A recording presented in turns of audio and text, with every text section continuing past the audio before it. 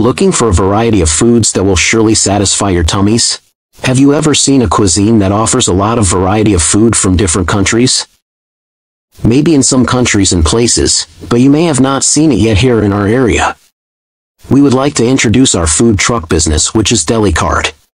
Please, buckle up, and join us as we explore the world with our incredible cuisine. Good day, mga foodies.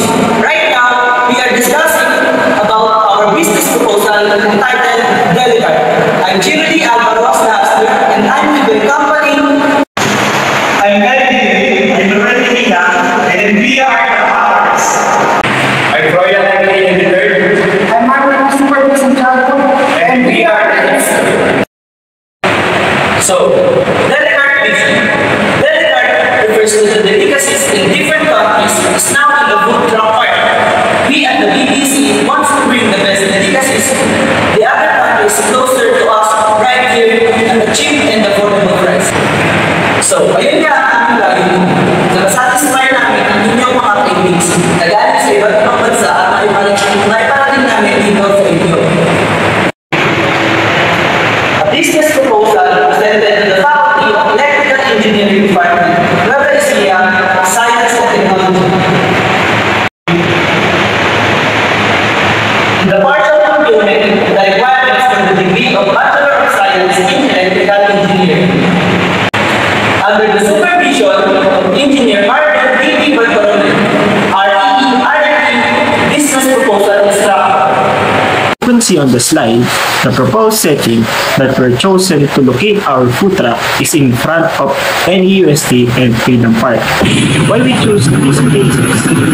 Because a lot of students are studying in NEUST, and the place is near in the dormitories of students. Then, Freedom Park. Freedom Park is one of the most attractive places in Cabanatuan City, which some of family, friends, and lovers going in this place. And we choose to locate in Plaza Lucero every Sunday because many people is going to the church every Sunday. And Plaza Lucero is one of the most attractive places in Cabanatuan City. Our chosen location where our food truck will land are the places where a lot of people flock in the common attraction here in Cabanatuan City. Places where people usually find eateries and snacks. Places full of students, family, and lovers. So, how can we prove that our business will profit? Number one na ginawa namin is nagkanda kami ng survey sa mga places na napili namin. As you can see here sa survey namin, kung mapapansin nyo, nakafocus kami sa mga wants ng customers. Tinanong namin sila kung alin ba yung mga pagkain na magugustuhan nila na nasa menu namin. And yung suggested na price range kung bibili sila. And tinanong din namin sila kung may mga pagkain pa ba sila na gustong idagdag or makita sa menu ng food truck namin.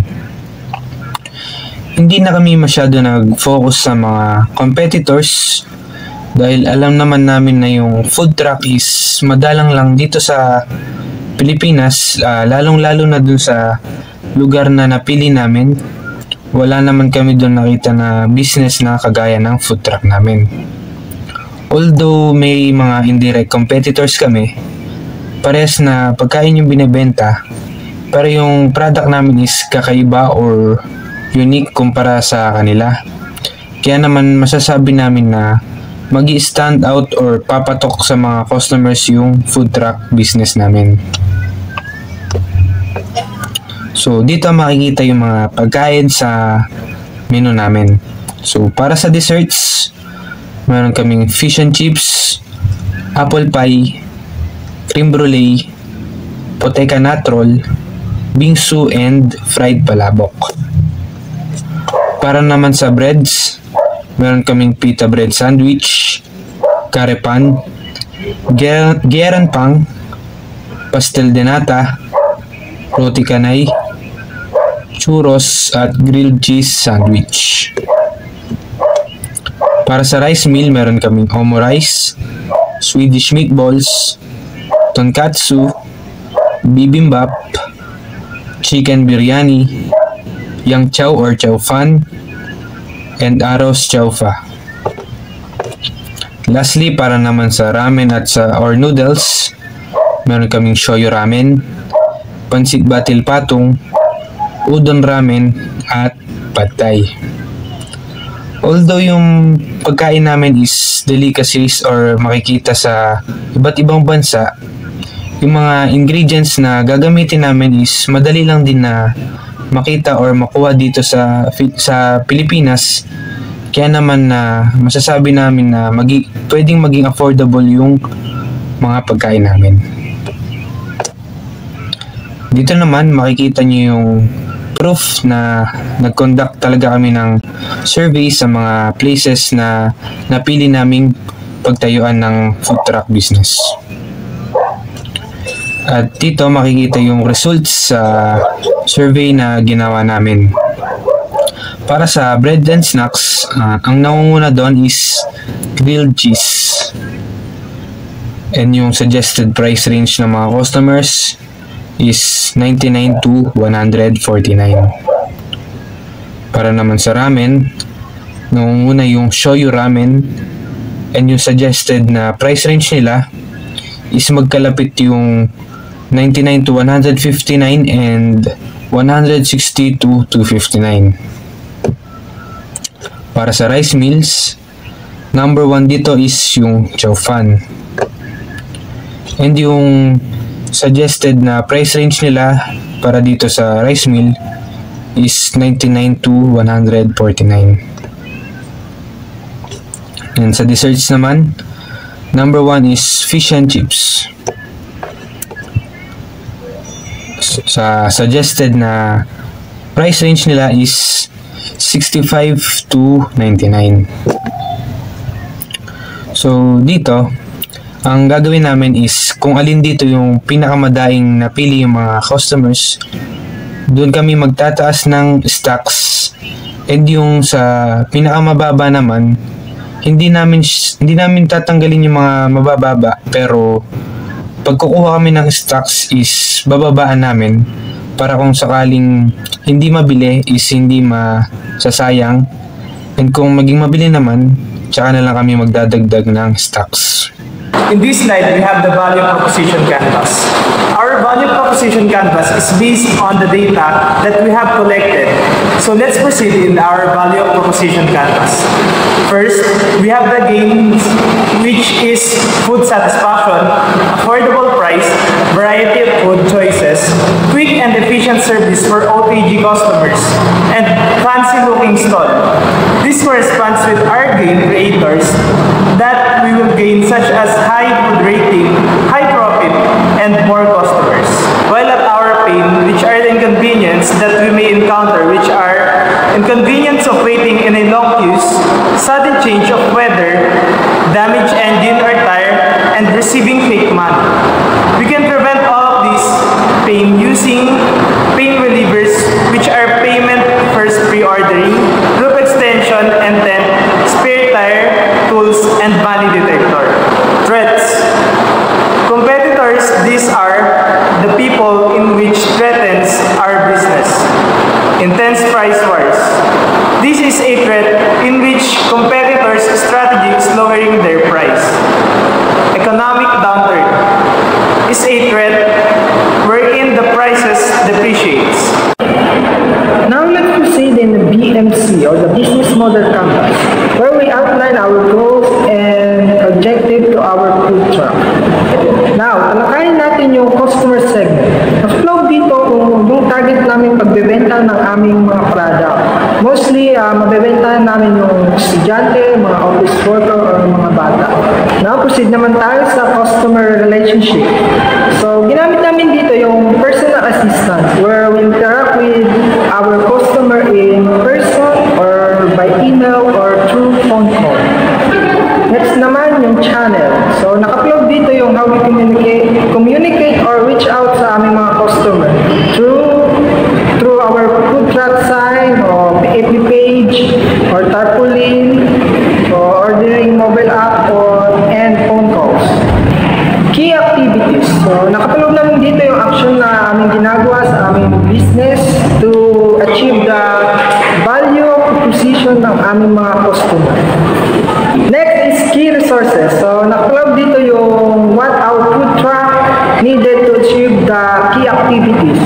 So it contains nga yung shed, inventory, kitchen material, and equipment.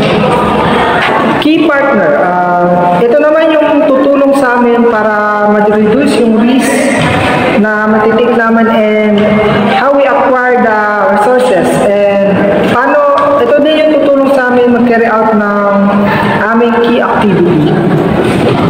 Value proposition. This is the heart of our business model canvas, where we present our unique solution for the problems, needs, or pain points that will help us create value for our customers. On this slide, we can see the cost structure for monthly expenses. That includes the gasoline, LPG, employee, and maintenance of the truck. And another slide for cost structure for long-term liabilities like table and chairs, freezer, gas stove with oven, kitchenwares, money detector, fans, and first kit. We not include the food truck in our cost structure because one of our companion owned the truck. On this slide, we can see the revenue streams. These revenue streams is based on our survey. Rice mill, we have a price range of 100, expected customer 50, capital of 80, total capital is 4,000, and we have a profit of 1,000 pesos in 50 customers. Next, bread and snacks. We have a price range of 70, expected customer of 40, capital of 50 pesos, total capital of 2,000 pesos, and we have a profit of 800 pesos in 40 customers. Ramen. We have a price range of 220 pesos, expected customer 20, capital 180 pesos, total capital 3,600 pesos, and we have a profit of 800 pesos in 20 customers. Dessert and snacks. We have a price range of 80, expected customer 40, capital of 65, total capital 2,600, and we have a profit of 600 in 40 customers. Beverages. We have a price range of 30, expected customer 50, capital of 25 pesos, total capital 1,250, and we have a profit of 250 in 50 customers. On this slide, we can see the computation of our profits. Profit per day is equal to 3,450 multiplied by 25 working days is equal to 86,250. Less the cost per month, 48,500 is equal to 37,750. And we have a profit per year, 453,000 pesos. Less the other costs, 89,500. And we have a profit per year of 363,500. Profit per month less all the cost structures is equal to 30,291 pesos. BFAIC. So based on the data we gathered, one of our biggest problem is waiting. So we define reducing customer waiting time. Then we measure the customer satisfaction survey to quantify the existing performance, and we analyze that the customer flow or kitchen workflow is the causes of these issues. So we improve based on analysis by rearranging the kitchen flow for better workplace, and we control or implement the standard operating procedure to ensure consistency, and also we need to do monitoring service time. First is the strength. One of our strength is the location, kung saan attractive yung place na madami pumupuntang mga pamilya at mga students. Next is variety of foods. Sa menu namin, madaming pagpipilian na magugustuhan ng mga tao. Next is access to the raw materials. We directly get fresh food products and ingredients in the farm. Next is production of quality foods. As we get fresh food in the farm, we produce the quality foods. Next is small staff with minimal training. Di marami ang aming staff but trained sila and professional sa kanilang ginagawa. Next is weaknesses. First, limited kitchen space. Maliit lang yung food truck namin, so magiging limited lang yung space ng kitchen. Next is poor access to the comfort room. Maliit nga yung food truck namin, so wala kaming sariling comfort room. Next is unfamiliar dishes. May posibilidad na bumili na may edad na hindi familiar sa dishes namin. Opportunities. Mobile POS. This system is for ordering in which you can order through applications or QR codes. Free Wi-Fi. Since we have online ordering, we also offer Wi-Fi to have a leisure and additional entertainment. Hyper-local weather forecasting. We use hyper-local weather forecasting. Threats. Competitors, these are the people in which threatens our business. Intense price wars. This is a threat in which competitors' strategy is lowering their price. Economic downturn is a threat wherein the prices depreciates. Hyperlocal weather forecasting. We use hyperlocal weather forecasting to know if it is a good or bad weather. Food cart digitation. A food cart digitation is also an application which we will use in order to locate our food truck. So next, how do we eliminate the factors that affect our business or also called weaknesses and threats? Weaknesses, limited kitchen space. So paano natin ito ang nasolusyonan? Dahil nasa customization ng aming business program, ang nagkakaroon kami na pantay-pantay at mas maayos na pagkakalocate ng aming mga utensils. Ang sa ganito pa, space or area ng aming kitchen is mas tumawag. Next is poor access to the comfort room. Dahil na limited ang aming space para sa aming food truck, ang naglagay kami ng mini banyo para kahit pa paano mayroon mag-iiyan o madudubingan ng kahit na konti ang mga customers namin. Next is unfamiliar dishes.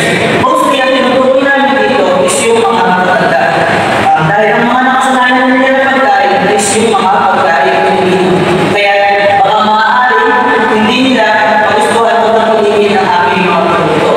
Ngunit meron kaming nagawang resolution para dito, which is gumawa ng mas maraming advertisement nang sa gayon ay mas makaka at makakabili sa amin ang aming mga possible customers. So let's proceed to the next. Number 1 is competitor. We have indirect competitors. Direct competitors, ito yung mga parehas mismo na ating tinitinda at ating services. And indirect competitors, ito naman yung parehas na ating services, which is nagtitinda ka tayo ng food products, pero hindi natin kapareho mismo na ating paninda. So, paano namin nang-eliminate yung ganitong factor? So, unang-una, sigurado yung mag-outstand kami sa aming business because dahil nga ako yung mga tinda dito sa atin, kagaya sa Freedom, sa Plaza, at sa NUST, which is yung mga ihaw-ihaw mga ganun, I'm sure na mag-outstand kami dahil ang tinitinda namin mga pagkain is diverse galing sa ating bansa. Next is intense price war. So, kabukod kami dito dahil nga yung mga natitinda dito sa atin is kakaiba sa paninda namin. Bagaman ang mas mababa ang presyo ng mga tinitinda namin, sinisigurado naman na ang aming tinda ay quality dahil natin galing ito from sa ibang bansa. Or prescribed ito sa ibang bansa. Next is economic downturn. Even though bumaba ang presyo ng mga o tumaas ang presyo ng mga binili, sinisigurado pa rin namin na quality ang aming mga makukuha na products sa aming mga local farmers. Yun nga. Kasi nga kami mga... Next is economic downturn.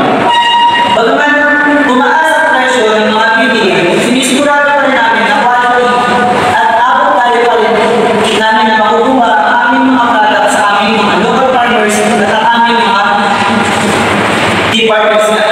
Dahil sila yung mga trusted na aming makukuha na ng aming products. Next is, what are the major technological innovations that we put in our business that will have a significant effect to the business? So number 1, we have a kitchen robot. As you can see naman dun sa presentation, ito yung kanyang picture. So ano nga ba yung pinagawa nito? Ito yung mga basic na magluluto, ito yung mga magluluto na namin ng mga basic products gaya ng mga chocolate, gano'n, para mas makapabilis yung aming production para sa mga customers namin. Ang sa ganun paraan, mas maiwasan namin yung pagsunod-sunod ng mga customers. Next is automatic fire extinguisher. So isa ito sa pinakamalaking binabag sa aming business dahil sa ganitong type ng business, madalas nakakataon na sulong o pag biglang magkapoy sa mga kitchen or sa kitchen person. So sa ganitong paraan, susolusyon na namin na hindi mangyari o ma-prevent namin yung mga ganitong solution. And also, we have sub-innovations naman, which is like yung mga components sa mga iba't ibang mga recipients. Number 1 is mobile POS. Next is free Wi-Fi. Third is hyperlocal weather forecasting. And lastly is food cart digitation. Next is how our business outstand the competitors. Hindi direct o indirect. So kanina, paulit-ulit din naman sinasabi, wala kaming direct na competitors dito sa ating area. Kaya sigurado na mag-outstand ng aming business. So either may meron kami indirect competitors, sigurado mas mauna kami dahil na ang aming tinda is naiiba kaysa sa ibang mga tinda. A truck that brings happiness to everyone. Greetings to all of you who are listening, Sir Marvin, and the panelists who have given our group's business proposal their time. Being here with you all today for our business pitch has been a pleasure. For paying attention to the business we hope to establish, once more, with the aid of technological advancements that we have incorporated into the creation of this business. We at the BBC are planning an enterprise that will truly fulfill everyone's cravings.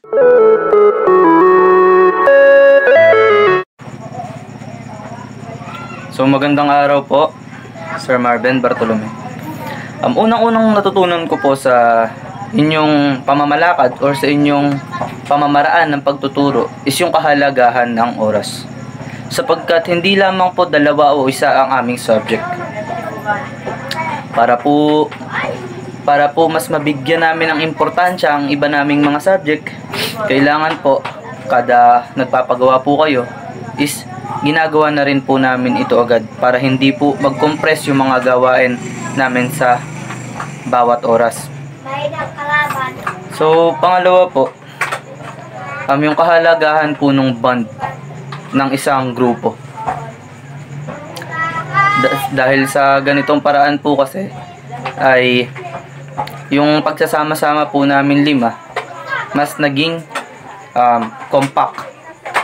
So sa paanong paraan nga po, yung sa pagtitiwala po namin na ibibigay po namin yung isang topic na i-report namin para sa kanya na dapat may accomplish niya na sa ganitong oras. So yun, nagkakaroon kami ng parang hindi namin nagawin namin agad yung bagay na yun para hindi namin masira yung tiwala ng isa't isa dahil sapagkat may binigay nga kaming oras. So